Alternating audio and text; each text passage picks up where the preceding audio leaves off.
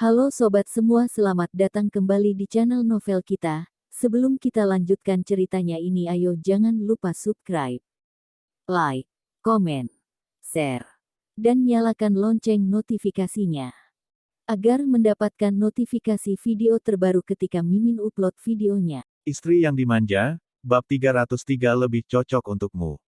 Percakapan antara kedua wanita itu tentu saja tidak luput dari telinga Doni. Doni pura-pura batuk dan memotong kata-kata wanita itu. Wanita itu berpikir bahwa Doni adalah orang di bawah Ricky Mo dan menyadari bahwa apa yang baru saja dikatakannya tidak pantas. Dia juga ingin Doni membantunya berbicara di depan Ricky Mo. Berpikir seperti ini, dia akan mengatakan sesuatu kepada Doni lagi, dan dia mendengar Doni dengan sopan berkata, "Maaf, permisi. Wanita itu harus pergi ke samping."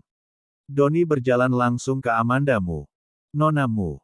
Itu kebiasaan untuk memanggil Nona muda, dia baru saja sedikit tidak bisa berubah. Setelah kejutan singkat, Amanda Mu berteriak dengan suara yang bagus. "Asisten khusus si." Doni melihat sekeliling dengan tenang dan bertanya pada Amanda Mu dengan suara rendah sementara yang lain tidak memperhatikan. "Nona muda telah melihat Tuan muda."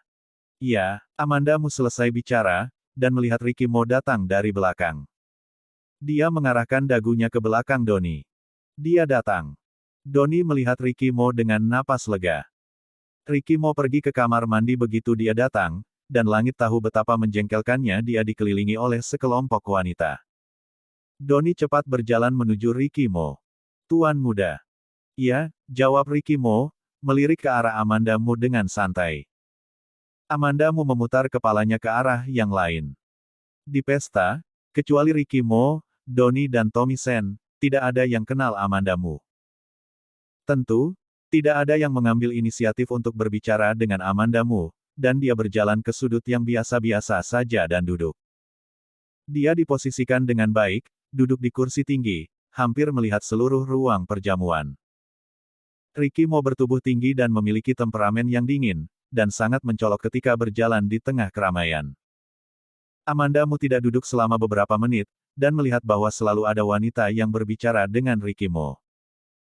Ricky Mo bersikap dingin, tetapi walaupun begini, orang-orang terus naik, berusaha mendapatkan perhatian Ricky Mo.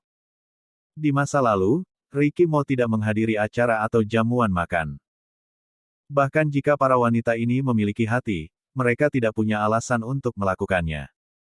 Sekarang Ricky Mo sering muncul di depan umum dan masih lajang. Tentu saja, para wanita ini tidak akan membiarkan kesempatan ini pergi. Sebenarnya, Amanda Mu secara alami mengerti. Tapi menyaksikan para wanita melihat mata Ricky Mo, seolah-olah dia ingin menelannya, Amanda Mu panik.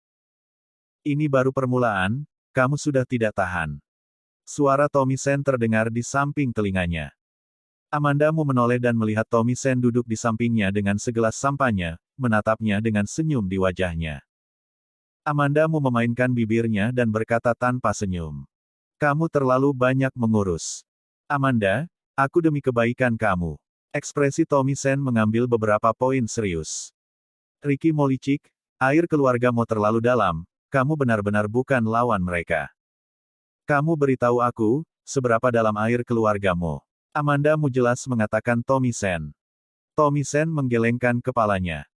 "Aku berkata dengan serius, bahkan jika kamu tidak bersama Ricky Mo, belum tentu bisa bersamaku. Aku hanya merasa, kamu dapat memilih orang yang lebih cocok." Ekspresi Amanda Mu sedikit dingin. "Cocok atau tidak aku sendiri yang tahu."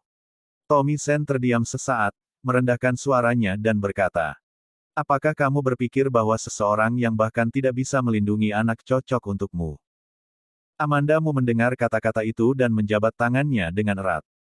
Mengenai anak itu, tidak ada seorang pun kecuali dia dan Ricky Mo, dan mereka yang bisa saling percaya, seharusnya tidak lagi diketahui.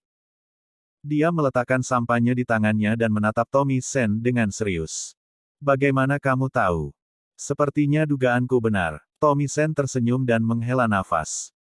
Amanda Mu tidak berbicara, menunggu pengikutnya. Tommy Sen melirik ke arah Ricky Mo. "Aku memahami kamu. Anak itu akan diurus oleh kamu ketika dia lahir, dan kamu sekarang hidup sendirian, tidak ada anak di sekitarmu, jika anak itu di Ricky Mo, demi anak kamu tidak akan berpisah darinya. Omong-omong, Tommy Sen diam sejenak dan memandang ekspresi Amanda Mu sebelum melanjutkan. Anak itu tidak bersama kamu dan juga Ricky Mo. Apa artinya itu? Ada wajah dingin di wajah Amanda Mu, dan dia sedikit menurunkan matanya, memadatkan emosinya. Jadi, kamu berpikir di mana anak-anak aku dan Ricky Mo? Anak aku dan Ricky Mo, kata-kata ini sepertinya merangsang Tommy Sen. Wajah Tommy Sen juga menjadi dingin. Kamu dan Ricky Mo tidak akan bahagia bersama. Dia terlihat bersinar, tetapi dia juga tunduk pada keluarga Mo. Cukup, Amanda Mu memotongnya. Apa yang akan terjadi pada aku dan Ricky Mo, itu semua urusan aku. Tommy Sen tidak lagi memaksa Amanda Mu.